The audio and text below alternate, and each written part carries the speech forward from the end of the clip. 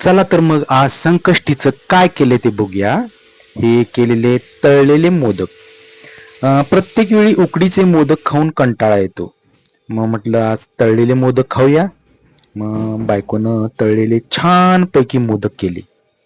आता आपण मेनू बघूया आज काय काय आहे ते. कारण की भात, हे भात काय निघता माझ्या हातून. भात निघालेला आहे.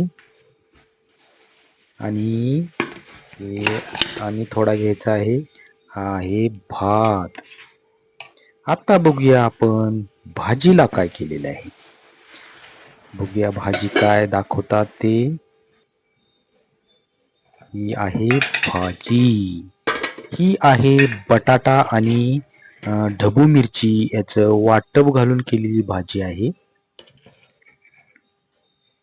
बटाटा आणि ढबू मिरची. आणि इकडं काय आहे भाजी बघूया. वाव, ही आहे चवळीची रसदार भाजी. भाजी म्हणा, आमटी म्हणा.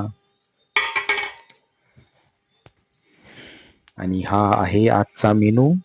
आता बघूया मोदक कसे कुरकुरीत झालेत ते बघूया. वाव, एकदम स्वीट आणि गोड झालेत, खुसखुशीत झालेत मोदक.